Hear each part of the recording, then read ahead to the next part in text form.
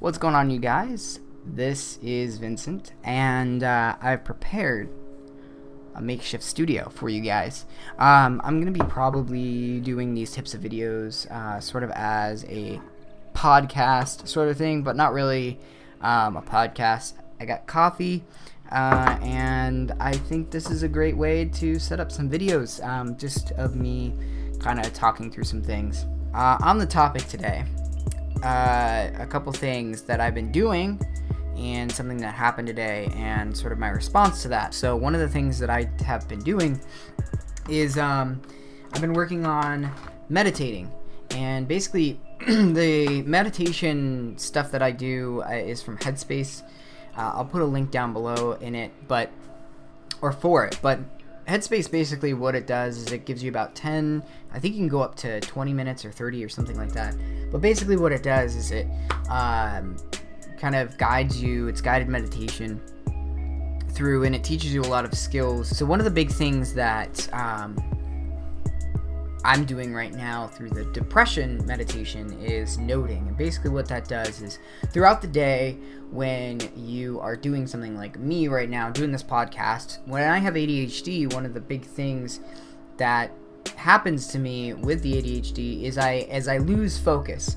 So I will be talking to you guys on here, and even though I'm talking and saying words, I'm thinking about something else. I might be thinking about what I'm going to say next, or whatever, and that's the problem that I've had with Let's Plays. So the guided meditation, what they do is they call noting, and what that is when you have a thought that you want to in your mind that's not directly related to what you're doing. So right now, the sky's really dark. I'm excited because thunderstorms are coming. That's a thought. I'm going to note it as a thought. I'm not trying to fight it. I'm accepting it as a thought. I'm hoping that that lawnmower doesn't get picked up too much here. I'm accepting it as a thought, and then what I'm going to do is I'm going to get rid of it. So it's just kind of popping it. It's like saying, okay, this is the thought, back to what I was doing. Thinking in general is kind of, it's not that like all of a sudden something bad happens, some sort of trauma happens, and you fall into this huge deep dark hole, abyss of depression, and you'll never get out of it. It's you constantly think about trying to change your situation, and a lot of times you can't change your situation right off the bat. So instead of like accepting it, this is what's going on, being sad, feeling those emotions, and allowing yourself to move forward, you try and change the situation because it hurts. So you're like, okay, I'm feeling depressed, I want to get rid of it, and you try and push it out of the way, right? You try and go, okay, I don't want to feel this anymore. You can get so focused on your situation, or you can be unfocused in general, that you're not focusing on what you're doing, and that's going to help feed into yourself the sense of loss, the sense of aloneness. And you'll be at a party and you'll want to have fun, you'll want to hang out with people, but you can't. Why can't you? Because you're constantly focused on your situation, instead of saying, all right, I'm gonna understand this is a thought, I'm gonna understand this is a feeling, and just tap it, say I acknowledge you, and let it go away. And it's not that easy at first, but it becomes that easy with training and practice. And I can say after a couple days of doing it, it's helped immensely. One of the things that happened to me today, as I was driving home, I noticed that my ex-girlfriend is watching the house up the street from me, a couple streets up from me. And it's one of those things where I can feel really bad about it. And the important piece there is, yes, this person is here. They're very close to me, and they're going to be within eyeshot. But it doesn't have to control me. It doesn't have to be some sort of guiding factor into how I rule my life, how I work my life. Because, and this is the thing about thinking, right? Even though in your mind you may know that that relationship was bad for me, that relationship was something that when I was with my ex-girlfriend, thinking back to the last relationship that I had at that moment, I was thinking, I'm so glad I'm out of that relationship. I'm so glad that I'm not there anymore because it didn't work.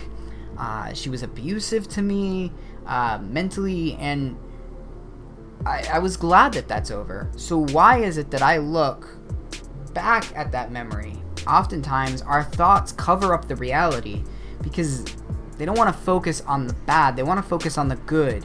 And that's all right. Because those memories, those are good memories. You want to remember the good. You want to get to the point where the bad memories, you kind of have them in the back of your mind to be like, okay, this is history. I can learn from this. Say, well, I was happier back then. Because the truth of the matter is, if you can get through the now, the depression, chances are you're going to be happier. I was realizing today that me finding somebody and me, getting together with a girl and finding love again and all that stuff, it's not impossible. It's far from impossible. But what I feel in my heart isn't that it's impossible. I just feel like it's not for me. It's never going to happen for me ever again. That's the thing that's destructive.